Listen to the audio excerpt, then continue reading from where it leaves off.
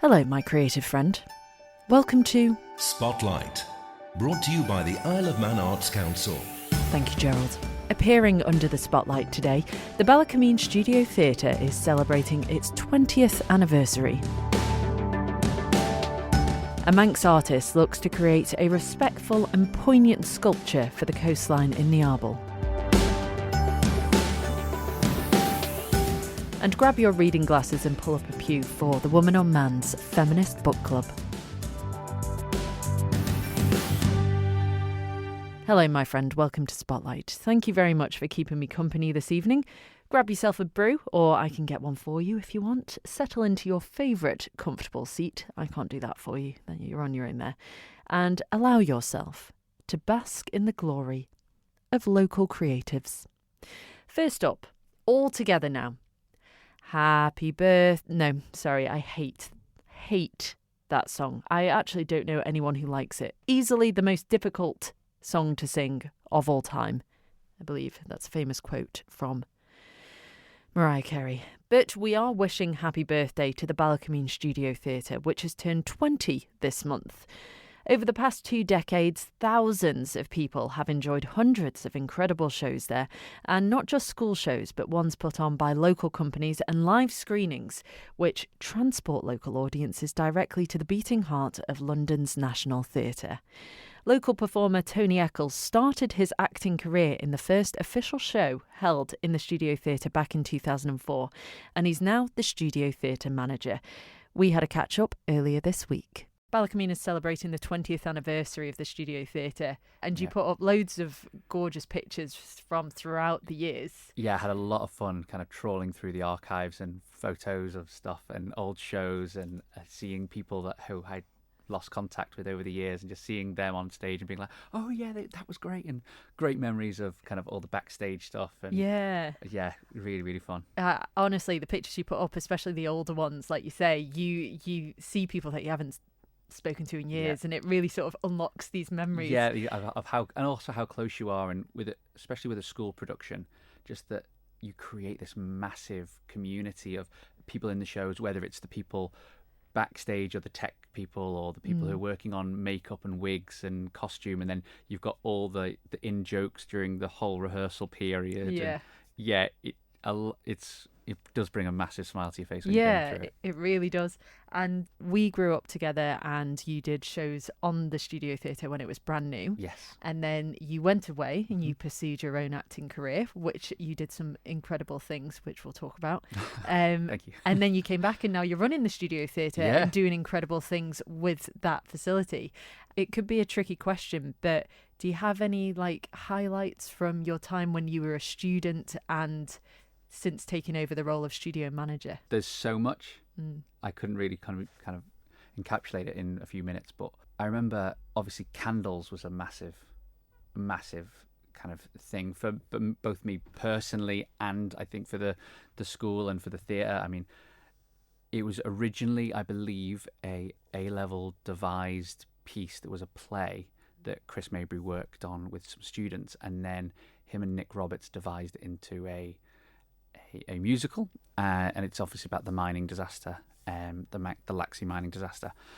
And I met just so many of my friends that I've had all my life, predominantly through that whole period.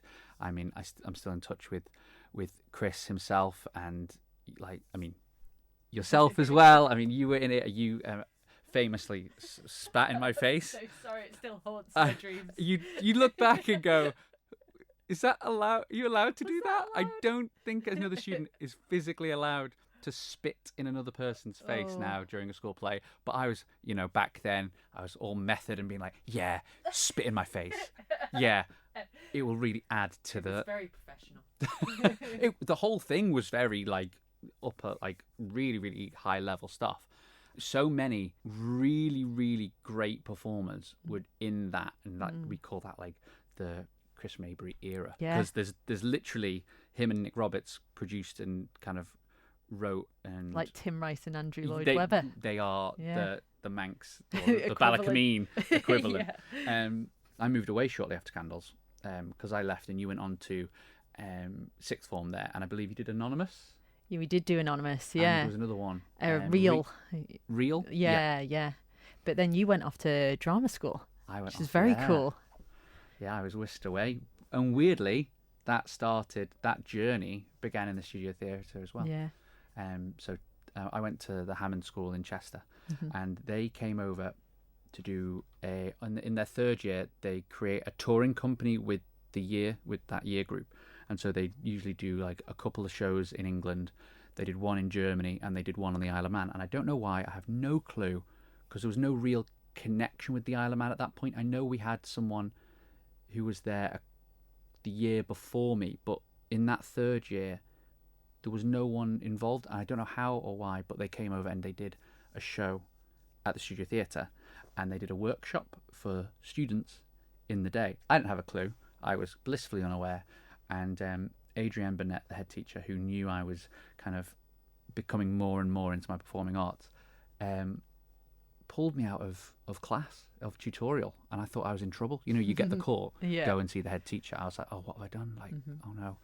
And she said, essentially, there's a workshop going on, and from that workshop, I was offered a full scholarship. That's amazing. For 3 years, and it was just like, literally like, dream come true, like how your life can change in a day. And suddenly that put me on a trajectory that I went to drama school, went to Hammond for 3 years, eventually moved back down to London, and then went and did my master's out of drama school, and then spent the next 10-12 years in London just it's like a working actor. Just working and brilliant. Being a part of it. And then you ended up coming back because of the pandemic. And then COVID happened, and so because everything shut down, we didn't really have anywhere to go. So eventually, after moving out of London for a little bit, moved back to the island, and what I thought was going to be a bit of a stopgap until everything settled down, and then I'd move back. I just refound my love over here, and kind of I started to take part in amateur dramatics over here. And like the theatre stuff over here, as we all know, is really impressive. And then you were Phoebus in The Hunchback of Notre Dame, which is, honest, in my personal opinion, one of the best shows I've seen on the Gaiety stage ever. I thought, like, I just got goosebumps from it. And you were Dr. Frankenstein in Young Frankenstein, which was an incredibly impressive performance. The sheer amount you and Leah had to do. It was Leah, my partner, who I met through doing Hunchback, which is crazy. So it was really, I mean, people believe in all sorts of things, but I mean, it really was meant to be. Like, it really was. The fact we both moved back together. She was working in London as a performer as well. We both moved back because of the pandemic. We both were like, oh, we're stuck for things to do. We'll do Hunchback and Notre Dame. We were cast opposite each other, and the rest is history. Yeah, indeed. Coming back round to talking about candles being your sort of like starting point. Yeah. Chris Mabry is putting that back on again now, isn't he? Yes, he is. Do you know much about that? No, I've been... There's a flyer going round. It's been going around on socials and like WhatsApps for, I think, a while, or word of mouth for quite a while, of people, we should get candles back, or we should do that again. And so there was a bit of a couple of messages being sent here, there, and everywhere, and it's now looks like it's going to happen. I believe there's auditions taking place, so if people wanted to get involved, they can. It's done through Yindrami, which is Chris Mabry and his wife Susanna, their drama company. Company charity, and they do like a lot of like shows and work with kids and that sort of thing. That's brilliant. Then they're giving loads back. It's great. And so through that, I believe they've got Gaiety dates, and so they'll be doing candles at the Gaiety. We'll have to go see it. Yeah, I will, absolutely. I wonder if they'll have the spit in it. You should have spit him in the face. Boo! We want to see the real spit. And then you came back and not only have been very successful in like being on stage at the Gaiety, and you're doing work behind the scenes as well. Yes, so it's always been a little like love of mine and a dream, if you will, to direct my own shows. And but the love of performing has always taken priority. I've always, like, anything performing of any kind. I've always loved to do it, but I've always in my head had this kind of idea of, I would like to direct and help others see what I see, if that makes sense. So I love teaching as well. I love directing, and I love working with kids as well. And so I'm doing a one-act play for the Easter Festival. So that's through Parados Theatre Company.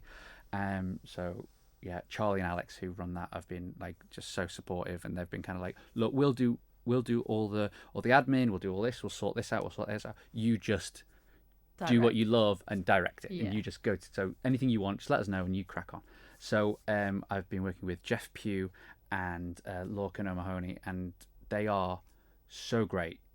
They have like just really trusted me with what I want, and kind of there's some weird directorial choices in there, but they've just gone with it, kind of gun ho, gone with it, and it's really starting to take shape now. So that's great. And also through All Ireland Theatre Company, which will be on the Gaiety from the 30th of August to the 1st of September. Me, Leah Carter, and Olivia Landels are going to be producing High School Musical, which we've just cast, and we're going to start rehearsals in a couple of weeks. And it's very exciting. Yeah, and it's such a great show. Yeah, it is. It's just a feel good. It's the modern Grease. Yeah. That is what we've kind of that's a good description. Yeah, we've kind of said to people of it is the modern Grease, and we've had so many people of all ages being like, I can't wait to see that. That's going to be such a great night out. Like, you get people our age who will be like, oh, my kids would love that. Yeah. But also, I want to go out with the girls and see that because we love watching. Well, it's from our time. Like, well, it came out when we were like sixth form. Or and it was college, like that real like Disney teeny pop musical. So yeah, it's going to be a lot of fun to do. Brilliant. Excellent. And how have you found taking on the role of studio manager at the Studio Theatre? It's been really interesting, because one of the things that you do for work, well, a lot of jobbing actors, when they're kind of between auditions or waiting for the next audition or waiting for the next job to come around, work in theatres. So I've worked in about 9 different West End theatres. Oh, that's cool. Which is like kind of cool, because you can go, oh yeah, that show was on there. Oh yeah, I know that person. And you obviously, when you're working for a house, the cast and the crew are potentially months away from doing the same thing. So because when they're not in work, they'll work front of house as well. So you get this really great but hugely sprawling community of performers. Some are off on tour, some are coming back, some are working, some are front of house, and the scene is just, it was just such a fun time to be a part of. But obviously, through working in different roles in different theatres, you learn just how these kind of huge like monuments to theatre are managed, and how everything is, the process of working through it, and how they tick. Yeah, exactly. And so I've tried to bring some of that back to the Studio Theatre, and I know it's very different, because obviously it is within a high school, and between the hours of 8 and kind of 4 o'clock, it's the schools to use. So it's balancing that with it being a commercial venue, with it being a community theatre, with it being a hall used for photographs and HPV vaccinations in the day, and then get the set up, and kind of it's a theatre by night. Yeah, so it's kind of like an actor itself, isn't it? You know, taking on multiple roles. That is exactly exactly. It's got many faces. Yeah, and obviously the Studio Theatre doesn't just you kind of touched on it, do school shows. It does other things as well. Yeah, and that's one of the real. That's one of the things that I've wanted the Studio Theatre to focus on since I took over, is getting people on the stage as much as possible. And so we've become a real like hotspot for lots of the island's drama groups, whether it's like after school or weekends, or community drama groups like the Gateway Drama Club, and lots of different dance schools and performing arts schools. We've got the the Rotary Club are hosting their public speaking competition there. We've got the Young Actor of Man are doing their performances there. So for me, it's about getting people on that stage and finding the love of performing in the same way that I did. Aww. And it gets me out of bed every morning, just knowing that, I'm working, I get to do what I love, and I'm so kind of linked with that, and hopefully people get the same experience that I did. Local thespian and studio theatre manager Tony Eccles there. Spotlight, brought to you by the Isle of Man Arts Council. Now, a Manx artist has applied for funding from the Isle of Man Arts Council to install a new sculpture in Niarble. Bryan Kneale MBE wants the artwork, known as Ellipsy, to be a respectful yet poignant addition to the coastline. He says he chose the site close to the Radnafallen due to its stunning views up and down the coastline, as well as the area's geological history. Mr. Kneale, who was born in Douglas in 1930 and studied painting at the Douglas School of Art in 1947, adds, "I'm fairly obsessed with the place I came from, the Isle of Man, which is mountainous and by the sea. It would be wonderful to make something which would work in that landscape." Lewis Foster of Manx Radio Newsroom fame had a lovely chat with Brian's daughter, Kate Kneale. It all kind of came from, my dad had a stroke a long time ago, about 10 years ago, and he could only then paint. He taught himself to draw and paint again because he was paralysed for a bit after that. And so he's been painting, and his paintings are sculptors' paintings. They're three-dimensional forms. And during lockdown, he became more and more interested in how you frame a form. And actually his obsession was about the Manx landscape, and he spent a lot of time exploring the Isle of Man in his mind in lockdown, thinking about looking through a shape to the island as he remembered it. And so he did a whole series of paintings, and it ended up with him painting this oval ellipse form over some of the paintings that he's made. And then finally, just before the exhibition, which was held in London, he announced he was going to make one last piece of sculpture, and it was to be this ellipse. So it's a sculpture with a void in the middle, but it's about what you see through it. And in his mind's eye, he'd been seeing the Manx landscape through it. And you say he tested a few different coastlines. Was that where the position Niarble came up there? Is that a particular favourite spot of Brian's? Yeah. We because my father's too frail to travel now, so we were dispatched as a family to come over, and we were given a series of pointers. We were given Scarlet, Schlock, and Niarble, the chasms. These, and you can tell they're geological places where the island meets the sea, and those were what he was imagining. And so we were given a map of instructions, and we went round the island, seeing on his behalf, really, and photographing and things. And then when we arrived at Niarble, we knew that was the sort of summation of all the things he told us about the island and those things, yeah. And describe to us then the sculpture in question. We've seen, like I say, that mock-up so far, but you've got a little model in front of us showing sort of a bit more of the height, the dimensions, and how it will look in the landscape. Do you think that's important to kind of get across and show how it would fit in its surroundings? Absolutely, this is a landscape. This is a landscape piece, and it's framing the landscape. It's talking about where the land and the sea meet, but it's a human scale piece of sculpture. And I think I've got a wonderful picture of my dad walking around looking at the standing stones on the Isle of Man, and it relates to the sort of the scale of the human and the human in the landscape. And your grandfather's link to the island as well is undeniable. I was only at the Manx Museum in the National Art Gallery last week, where some of his designs and sculptures are there in situ. Of course, we have the Three Legs of Man outside the Isle of Man airport. So this very much would be an addition. Does Brian see this as like you say, a final sculpture, but a gift to the Isle of Man? He does. He sees it as a final sculpture, and he sees it as a sort of he he's drawn on the Isle of Man throughout his life, and if you read his the book about him, he talks about every time he's needed to take a step back, reinvent himself, rebuild himself.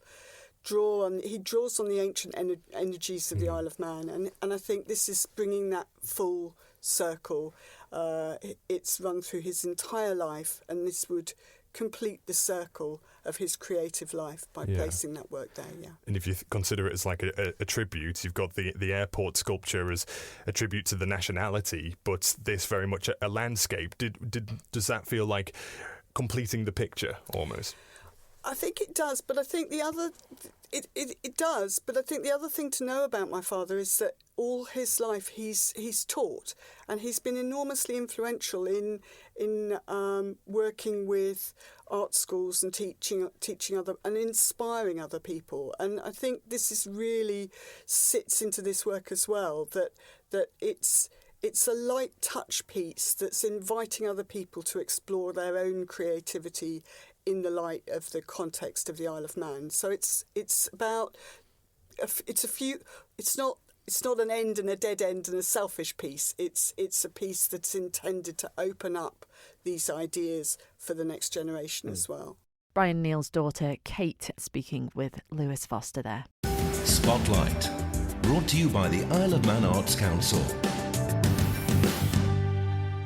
And finally, as I said, pop those reading glasses on, because I got the pleasure of meeting with Jade Boylan earlier today.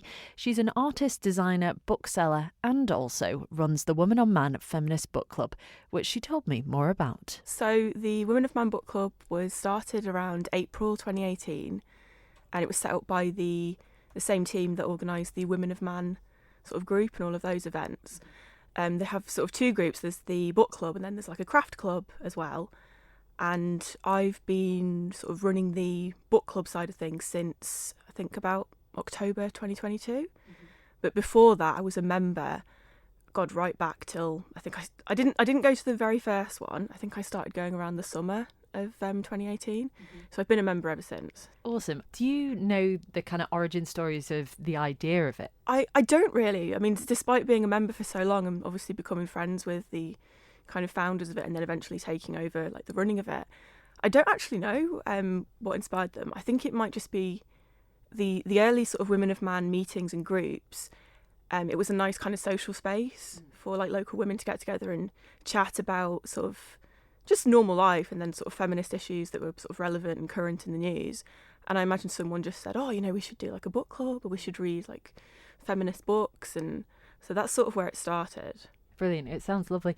Talking about feminist books, can you give me some examples of the types of texts that you read? So we read, I mean, we do call ourselves a feminist book club, but we don't just read what I don't want to put people off, because I think when some people think of like a feminist book, they think of something really quite, I don't know, serious. Or we do read serious books, but we also read, silly books and fun books, and we read fiction, and we read non-fiction, we read sort of YA, like young adult. We read a really wide range. I think over the years we've tried to kind of cover some of what I would call like the most sort of well-known kind of feminist books. So we've read sort of like Simone de Beauvoir, we've read Sylvia Plath, Margaret Atwood, and we sort of, we tried to get a wide range. So our most recent one was Jane Austen's Persuasion, and we read Jane Eyre at the sort of end of last year. And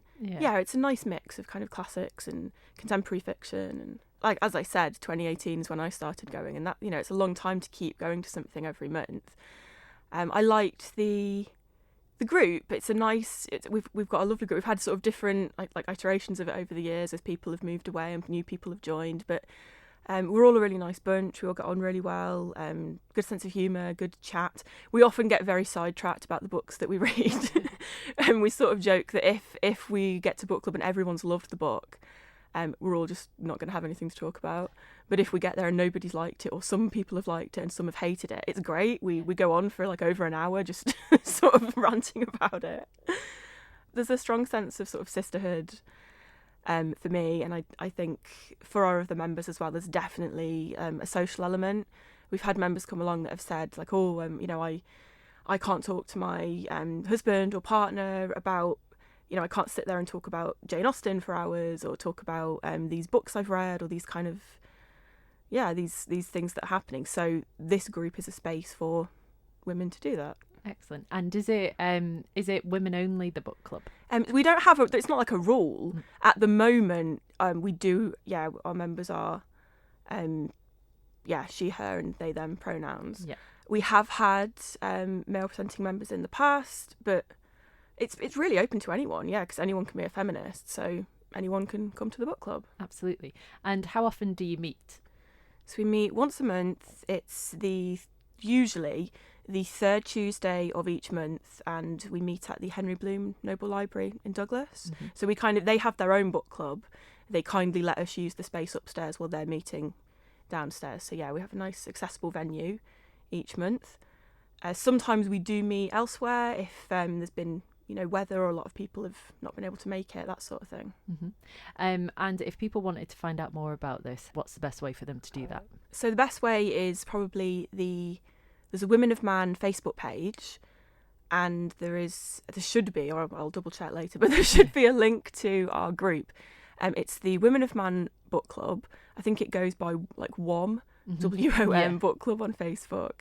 It is a private group, but we try to accept members fairly quickly, and there's no questions or anything. It was just to kind of, I suppose, keep track of how many members we've got, and sort of, because it is a book club for local kind of people on island as well. It was to kind of make sure, we weren't just sort of getting spammed. Yeah, absolutely.